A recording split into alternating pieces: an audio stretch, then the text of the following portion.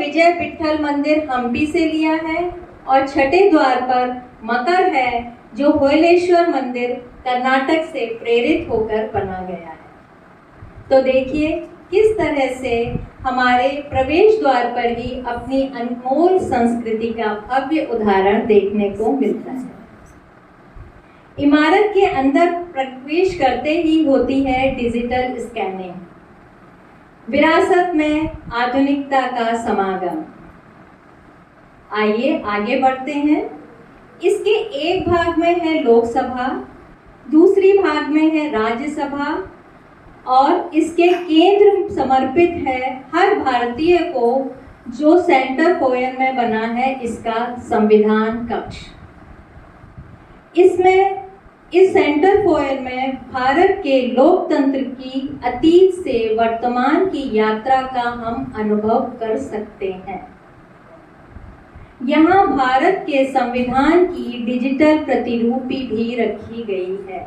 वहाँ पर एक जो पिक्चर्स पुराने हमारे संविधान में थी उस जिसको कि 16 फलकों में पेश किया गया है। वैदिक काल से आधुनिक काल तक की लोकतंत्र की जो हमारी यात्रा हुई है उसको 16 फलकों में पेश किया गया है।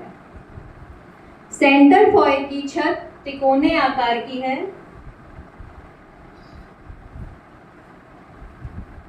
संविधान कक्ष ठीक उसी स्थान पर बनाया गया है जिसके ऊपर छत पर 21 फीट ऊंचा व 9,500 किलोग्राम वजन का पीतल का अशोक चिन्ह स्थापित किया गया है। संविधान कक्ष के ठीक सामने 20 मीटर ऊंची छत से एक फुको पेंडुलम लटक रहा है जो पृथ्वी की गति व दिशा के हिसाब से घूमता है।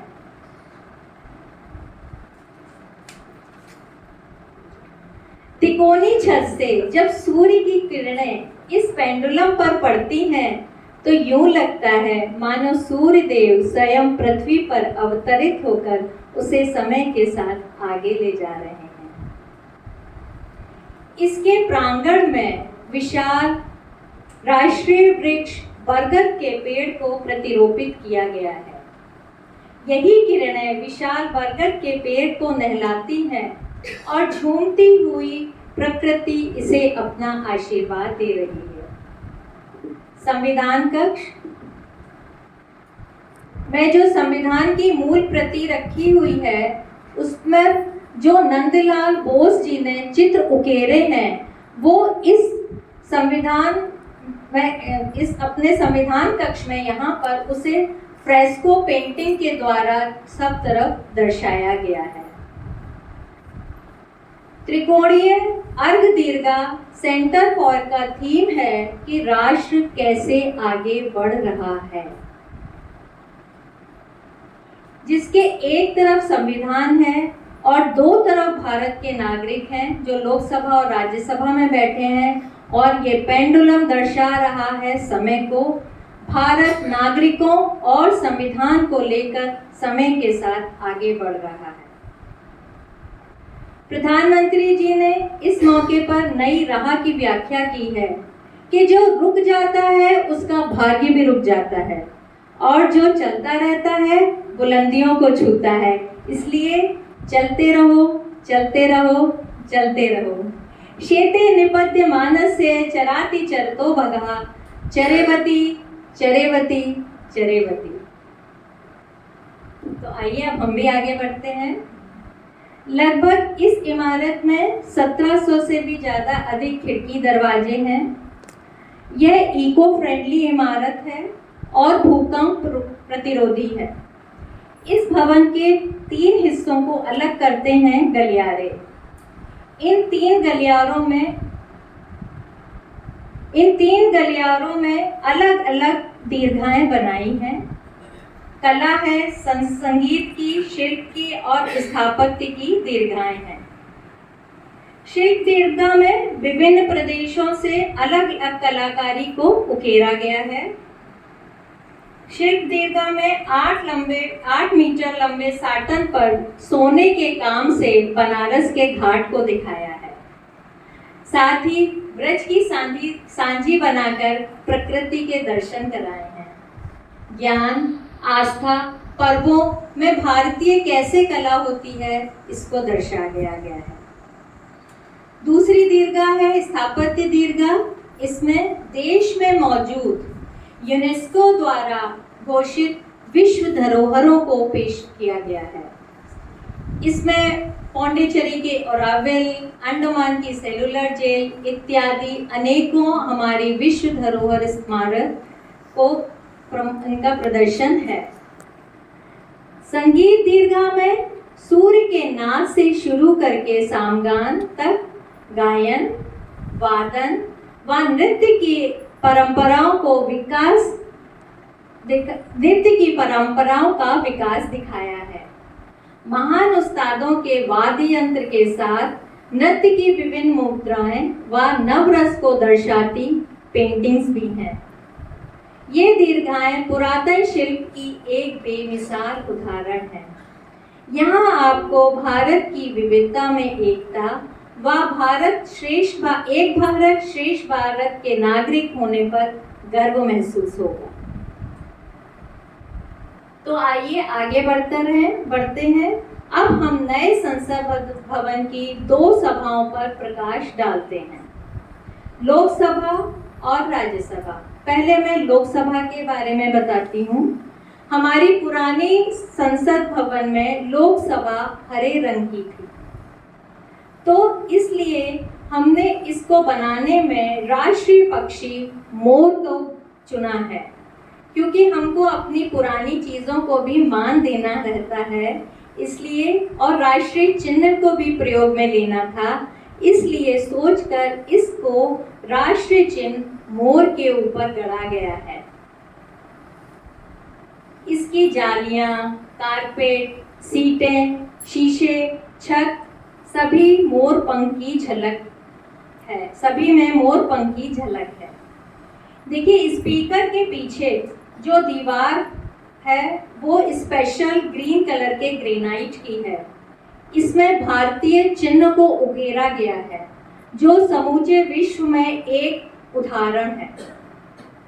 हर जगह जो हम पारा प्लेटफॉर्म अगर कहीं बैक में है, सब में प्लेन है, पर हमारे खास तौर से इस संस्कृति को पीछे करके ये काफी चर्चा का विषय है पूरे विश्व में।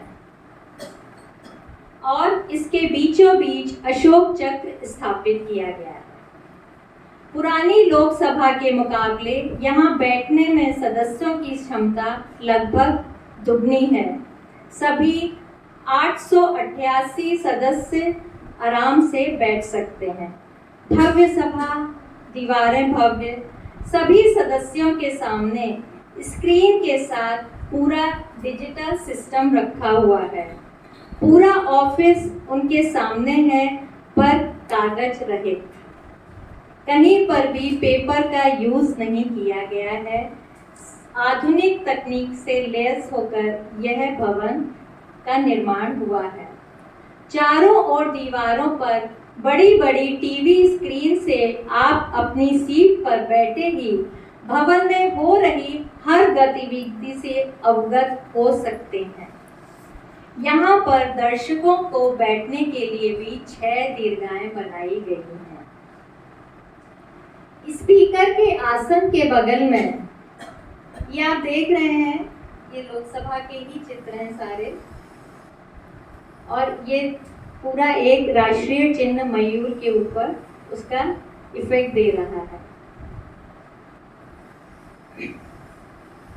संगोल, स्पीकर के आसन के बगल में स्थापित किया गया सेंगोल, जो एक विशेष आकर्षण बना है इस भवन में, और यह भारतीय विरासत का एक महत्वपूर्ण अंग सामने उभर कर आया है। सेंगोल, सेमई, इसका अर्थ है नीति परायणता, संपदा से संपन्न व ऐतिहासिक। यह एक तमिल शब्द है। और चौल साम्राज्य में यह सत्ता हस्तांतरण के दौरान जब एक सत्ताधारी से दूसरे सत्ताधारी को सत्ता सौंपी जाती थी, उसका ये चिन्ह है। ये शिव का आवाहन करके अपनी सत्ता दूसरे को सौंपते थे। पुराने हम्पी शहर, कर्नाटक के हम्पी शहर में विरूपाक्ष मंदिर में, जो चौल साम्राज्य का मंदिर है, उसमें इस स्कल्पचर में आप देख सकते हैं कि एक हाथ में शिव जी के संगोल है, ऊपर नंदी बैठे हुए हैं। नंदी को सत्य और न्याय का प्रतीक मानते हैं। तो अंग्रेजों ने जब 1947 में जब देश आज़ाद हुआ, तो हमारे देश के प्रथम प्रधानमंत्री पंडित जवाहरलाल नेहरू को सत्ता हस्तांतरण के प्रतीक चिन्ह के स्वरूप तमिल पुजारियों द्वारा पूजा मंत्र करके उनको यह सौंपा गया था। इसके ऊपर पवित्र नंदी जी विराजमान हैं, जिनकी दृष्टि अटल है, जिनको सत्य व न्याय का प्रतीक मानते हैं। उस सेंगोल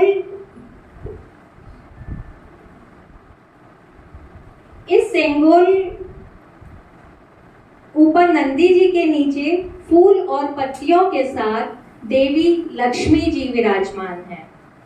इस सेंगोल की लंबाई 5 फीट की है और इसका वजन 800 ग्राम है। चांदी के इस सेंगोल पर ऊपर सोने की परत चढ़ी हुई है। यह भारत के स्वराज्य का प्रतीक है। विगत वर्षों से यह नेहरू जी के संग्रहालय इलाहाबाद में नेहरू की छड़ी के नाम से प्रदर्शित हो रहा था। पर इस ऐतिहासिक व स्वतंत्रता के महत्वपूर्ण को दोबारा जन्म देने का श्रेय नृत्यांगना पद्मा सुब्रमण्यम को जाता है, जिन्होंने तमिल मैगजीन तुगलक में इस सेंगोल के बारे में पढ़ा और तुरंत मई 2021 को इसकी जानकारी प्रधानमंत्री कार्यालय में दी, उनको पत्र लिखा और बस वहीं से शुरू हुई इसकी खोजबीन। और अब इस स्वराज्य के प्रतीक को पूर्ण आदर, सम्मान, वैदिक पूजन अर्चन मंत्र के उपरांत आदि नमों के आशीर्वाद से इसको लोकतंत्र के मंदिर में स्पीकर की सीट के बगल में सम्मान सहित स्थापित किया गया है।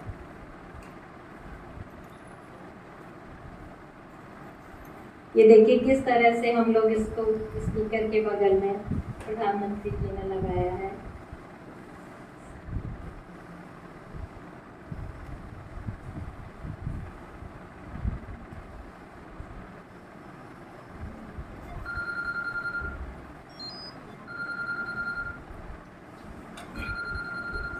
हम सभी भारतीयों को विश्वास है कि आने वाले समय में सत्य, न्याय व नीति परायणता के साथ भारत में यह संसद हमारे आगे काम करेगी। आइए अब राज्यसभा के बारे में थोड़ा जानकारी करते हैं। तो पुराने संसद भवन जो यह राज्यसभा लाल रंग की थी, इसलिए राष्ट्रीय चिन्ह को ध्यान में रखकर हमने इसको कमल, राष्ट्रीय पुष्प कमल के रूप में बनाया है। यहाँ सभापति के पीछे लाल और पीले रंग का पत्थर है, बीच में अशोक चक्र है। यहाँ 384 सांसदों के बैठने की व्यवस्था है। राज्य की सभा की भी सीटें, जालियां, कालीन इत्यादि सभी कमल के आकार के बनाए गए हैं और पूरी व्यवस्था लोकसभा की भांति आधुनिक तकनीक से ओतप्रोत है।